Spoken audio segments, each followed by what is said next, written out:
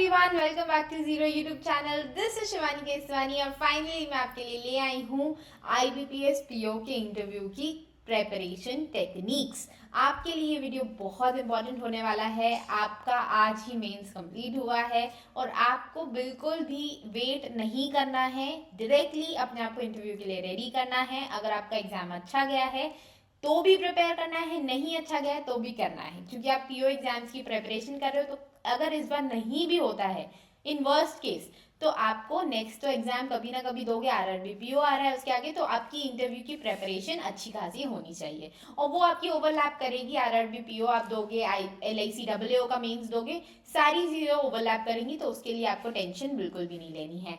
तो प्रेपरेशन कैसे करनी है वो उस पर डिस्कस कर लेते हैं। आपको बहुत शानदार मैं आपको बताने वाली हूँ ट्रिक्स टेक्निक्स जो आपको हेल्प करेंगी। जैसे मैंने स्कोर किया, मैंने अपने फर्स्ट अटेम्प्ट में 70+ स्कोर किया था और उस टाइम पे मेरी प्रेपरेशन हार्डली 3 महीने की थी। मतलब प्रीलिम्स के एग्जाम के पहले मेरे पास सिर्फ 20-25 दिन थे। मैंने प्रेपरेशन नई नई बैंकिंग एग्जाम्स की शुरू की थी और उसमें मैंने 70 मार्क्स स्कोर किया। तो आप सोच सकते हो कि कितना अच्छा खासा स्कोर है। और कुछ ज़्यादा नहीं पढ़ना, सिर्फ 2-3 चीज़ें पढ़नी है, उसके अलावा कुछ नहीं पढ़ना है। और साथ ही में फिर जब मेरा फाइनल सिलेक्शन हुआ था सेकेंड अटेम्प्ट में, उसमें मेरा 85+ स्कोर था। तो कैसे हुआ ये सब, वही मैं आपको इस वीडियो में बताने वाली हूँ। So let's get started. और ये सारी चीज़ें आप लिख लो। अगर आप भूल जाओगे तो फिर कोई मतलब नहीं होगा इस वीडियो को देखने का पूरा, इसलिए लिख लेना। भले आप 1.5x की स्पीड पे चला लेना, लेकिन लिखना ज़रूर, क्योंकि यही चीज़ें आपको काम आएंगी। इसके अलावा आपको कुछ भी पढ़ने की ज़रूरत नहीं है। ओके, तो देखो यहाँ पे मैं आपको बताऊंगी कि मैंने फर्स्ट अटेम्प्ट के अंदर अंदर 70 स्कोर किया था और सेकेंड में तो मैंने 85+ किया था। तो ये कैसे पॉसिबल हुआ, क्या चीज़ होती है जो इंटरव्यू में आपकी देखी जाती है, ओवरऑल आपकी क्या चीज़ होती है। कई सारे लोग कंफ्यूज होते हैं कि मैम नॉलेज देखते हैं या मैम हमारा चीज़ देखते हैं कि हमारी पर्सनैलिटी कैसी है, या फिर हमारे दूसरे ट्रेड्स देखते हैं कि हम कितने कॉन्फिडेंट हैं। तो मैं अपने खुद के एग्जाम्पल से आपको बताऊंगी कि इन तीनों चीज़ों की कितनी क्या वैल्यू है, कितनी क्या आपको इन चीज़ों की रिक्वायरमेंट है। तो सबसे पहले तो आपकी banking and financial awareness important हो जाती है, सबसे ज़्यादा इंपॉर्टेंट। मतलब और कुछ आप करो ना करो, ये चीज़ तो आपको करके ही जानी है। मुझसे एक क्वेश्चन पूछ लिया था कि सेबी की उस टाइम पे न्यू चेयरमैन बनी थी माधवीपुरी बुच, ठीक है, उनका नाम मुझसे पूछ लिया था कि इनकी चेयरमैन का क्या नाम है, और मुझे उस वक्त नहीं आता था। तो यहाँ पे एक चीज़ समझ में आती है कि नॉलेज उतना ज़्यादा इंपॉर्टेंट नहीं है, क्योंकि स्कोर तो मेरा 85+ था उस वाले अटेम्प्ट में। यहाँ पे आपका कॉन्फिडेंस इंपॉर्टेंट होता है। जो चीज़ें आती हैं यस सर ये है, और जो नहीं आती है sorry sir will read after this interview. तो ये चीज़ आपको ज़रूर से बोलनी है। जो आपको आता है उस पर आप बिल्कुल कॉन्फिडेंट रहो। जैसे एक और चीज़ कॉन्फिडेंस को लेके मैं आपको बताती हूँ, वो भी आपकी बैंकिंग फाइनेंशियल अवेयरनेस से आती है। आधार में कितने डिजिट्स होते हैं, अगर आपको पता है तो। अब तो मैं बैंकर हूँ तो मुझे तो बिल्कुल रटा हुआ है कि भाई 12 डिजिट्स होते हैं। ऑब्वियसली मैं वहाँ पे 16 बोल के आ गई थी, लेकिन कॉन्फिडेंस इतना तगड़ा था कि उस पर मेरी कोई नेगेटिव मार्किंग नहीं हुई। तो ये चीज़ होती है, एक तो कॉन्फिडेंस बहुत इंपॉर्टेंट हो जाता है। आप पर्सनालिटी आपकी दिखनी चाहिए कि ठीक है आप कॉन्फिडेंट हो, आप कस्टमर से डील कर सकते हो। अगर आप खुद डरते रहोगे तो कहाँ से आप उनको अपने प्रोडक्ट्स के बारे में बताओगे, कहाँ से आप अपनी सर्विसेज के बारे में बताओगे, कहाँ से आप अपनी चीज़ें पूरी करोगे। ठीक है, तो ये चीज़ इंपॉर्टेंट हो जाती है।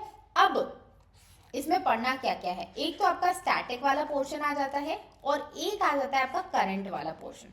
ठीक है, अब देखो ये स्टैटिक वाला पोर्शन आपका कौन सा होता है, जो भी आपका होता है ना कि आपकी बैंक्स का कहाँ से चलन स्टार्ट हुआ, कौन सी कंट्री में पहली बैंक बनी, हमारी कंट्री की पहली बैंक कौन सी थी, क्या वो अभी भी जिंदा है या नहीं है, अभी जो जिंदा बैंक्स हैं उसमें से सबसे ओल्डेस्ट बैंक कौन सी है। ठीक है, फिर थोड़ा बहुत आपसे ये भी पूछ लेते हैं कि आरआरबीज का उद्गम कहाँ से हुआ। फिर आरबीआई के बारे में पूछ लेते हैं कि आरबीआई के रिलेटेड एक्ट्स कौन से हैं। फिर पेमेंट एंड सेटलमेंट एक्ट्स कौन से हैं। फिर आपका फेमा एक्ट कौन सा है। तो ये सारी बेसिक रिक्वायरमेंट्स हैं आपकी, ये तो पता ही होना चाहिए आपको। इसके बाद आपको पता होनी चाहिए टाइप्स ऑफ चेक्स कौन कौन से होते हैं, CRR SLR क्या क्या होता है।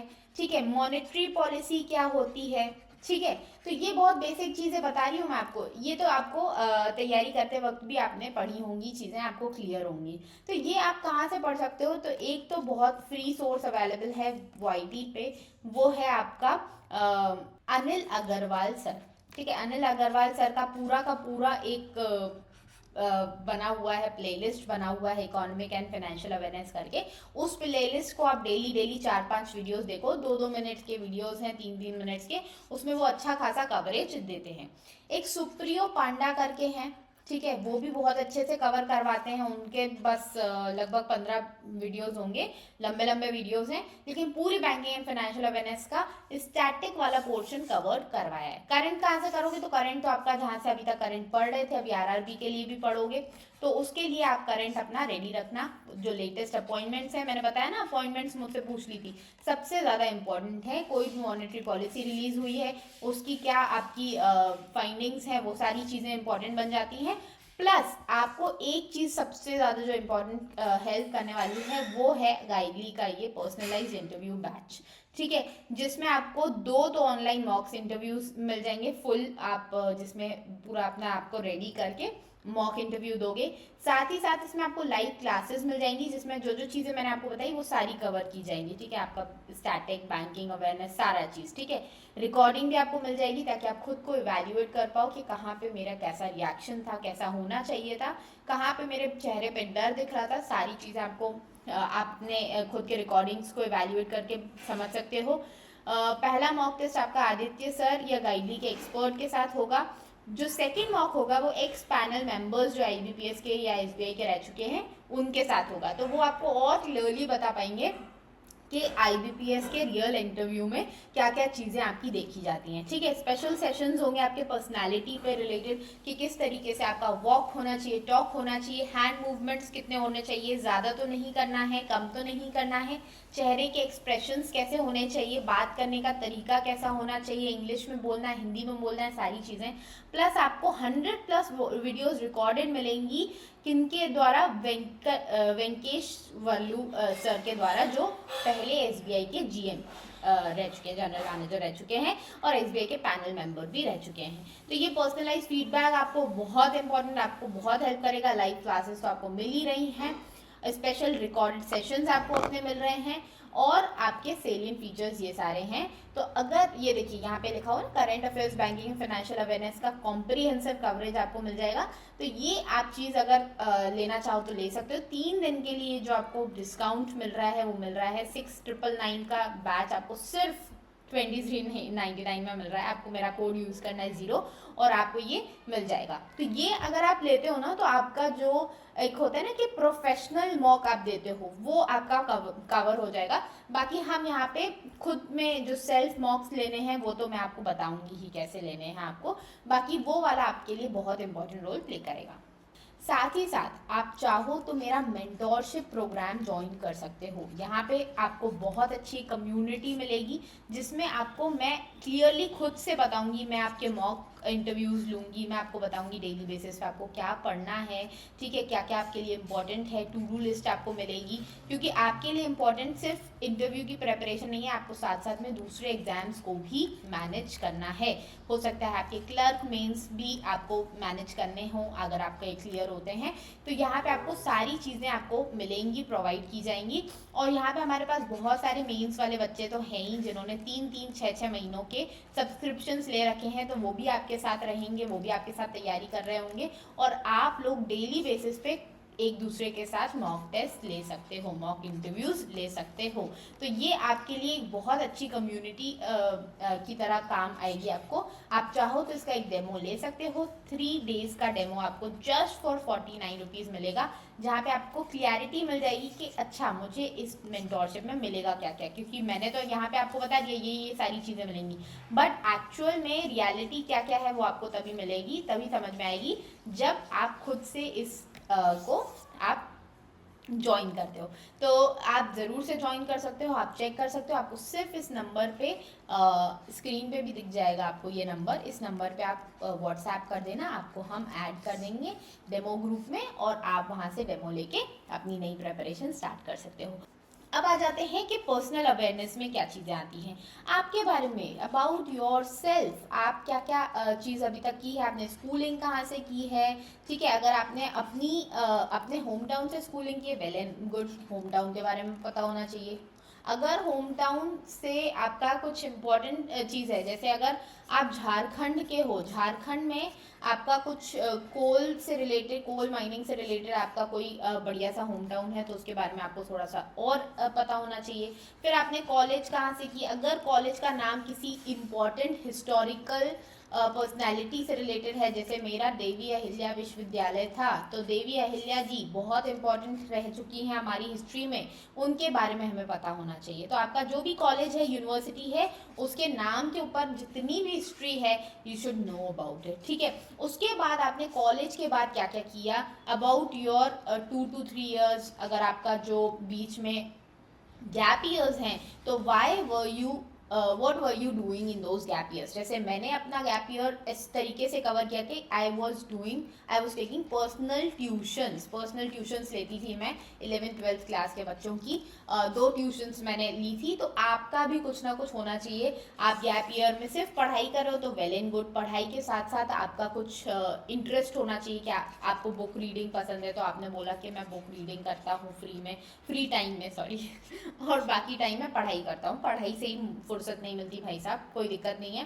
तो इस तरीके से आपको अपनी चीज़ों के बारे में पता होना चाहिए। प्लस आपके स्टेट के बारे में, सिटी के बारे में तो आपने पढ़ लिया, आपके स्टेट की पूरे ऑल ओवर इंडिया में क्या स्टैंडिंग है, क्या वो फाइनेंशियल कैपिटल है, क्या वो आपकी स्टेट की जो आपकी सिटी है वो फाइनेंशियल कैपिटल है। इस तरीके से आपको अपने स्टेट की कुछ ज्योग्राफी पता होनी चाहिए कि कितना क्या आपका स्टेट बड़ा कितना है, कितना उसका एरिया है। Yes, these things are asked in exam, ठीक है। तो ये आपको पता होना चाहिए। कुछ हिस्ट्री पता होनी चाहिए, कब बना है, किससे टूट के बना है, ये चीज़ें पता होनी चाहिए, ठीक है। इकोनॉमी पता होनी चाहिए, कितना आप जीडीपी में आप अपना आपका स्टेट पूरी इंडिया की जीडीपी में कितना कंट्रीब्यूट करता है, ये सारी चीज़ें आपको पता होनी चाहिए। These are general things about yourself, ठीक है। उसके बाद आपका जनरल अवेयरनेस आ जाता है, जो आप आरआरबी पीओ आगे एग्जाम की प्रेपरेशन करोगे ही, ऑब्वियसली रोकोगे नहीं। इसके अलावा आपका LIC AAA भी है, तो इसके लिए आप पढ़ ही रहे हो, ठीक है। अफेयर्स क्लाउड या कहीं से भी, जहाँ से भी आप जनरल अवेयरनेस पढ़ रहे हो,